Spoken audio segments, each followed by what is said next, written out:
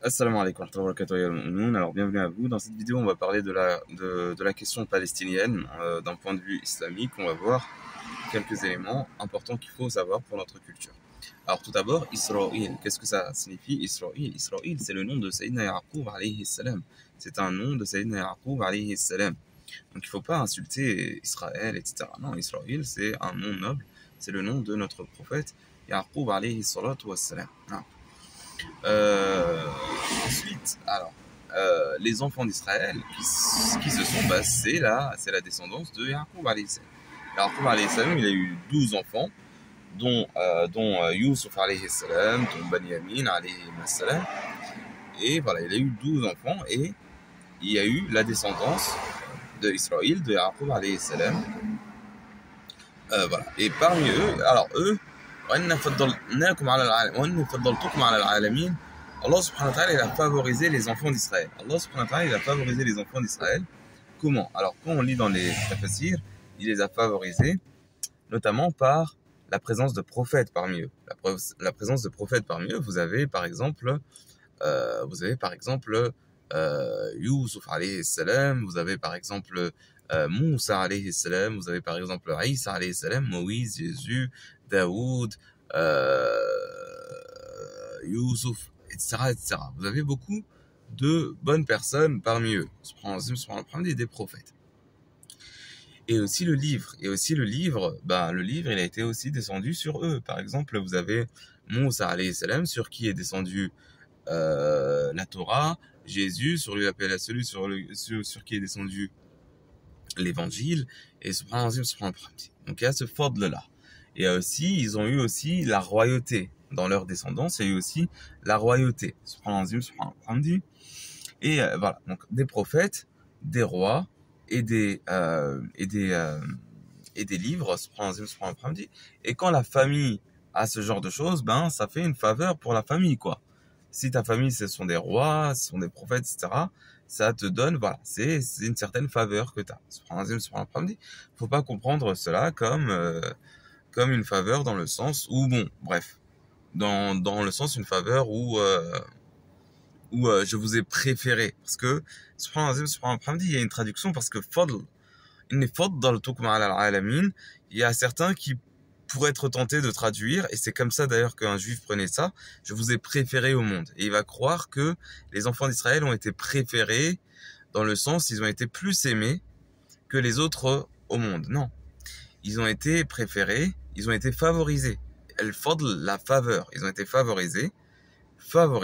D'accord? Ça ne veut pas dire que ils ont été préférés. D'accord? Donc c'est quelque chose qui est assez intéressant. Par exemple, on a dans un autre verset, فضل بعضكم في الرزق. Oh, bon, c'est pas exactement cela, mais c'est voilà, dans le sens où il y a certains, voilà, فضلنا بعضكم على بعض في الرزق, où il y a cette faveur pour certains par rapport à d'autres dans la subsistance. C'est quelque chose qui existe, et donc les enfants d'Israël ont eu ces trois choses-là qu'on a évoquées, à savoir des prophètes, des livres et et la royauté. Ça, c'est le premier point.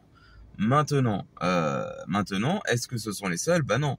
On a aussi, par exemple, dans la descendance d'Ismaïl, alayhi salam, on a Rasulullah Muhammadin sallallahu alayhi wa alihi wa sallam. Sallallahu alayhi wa sallam, le prophète Muhammad sallallahu alayhi wa sallam.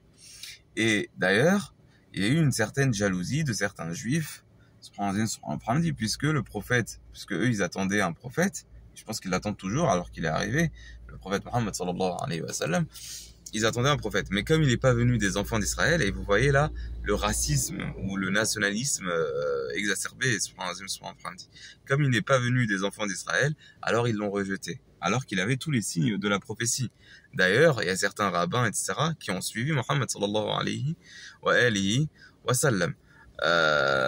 Donc ça, c'est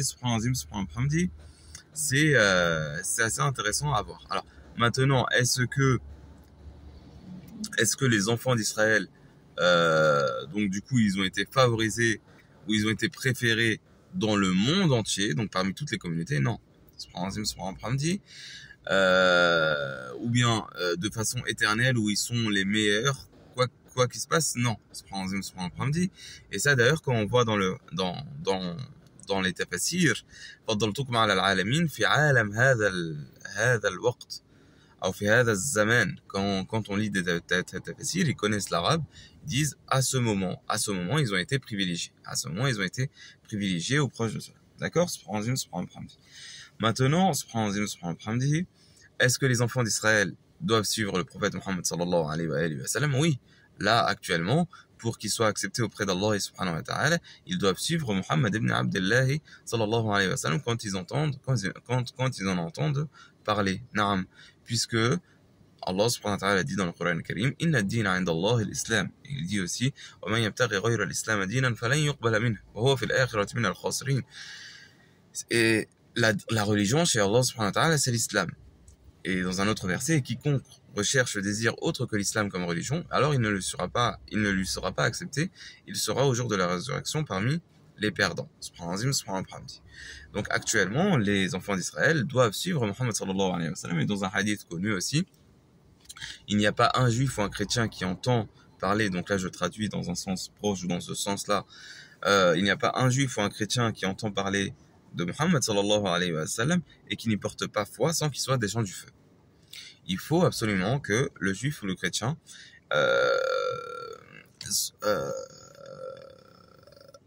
atteste de la prophétie de Muhammad sallallahu alayhi wa sallam au risque d'aller au feu. Ensuite,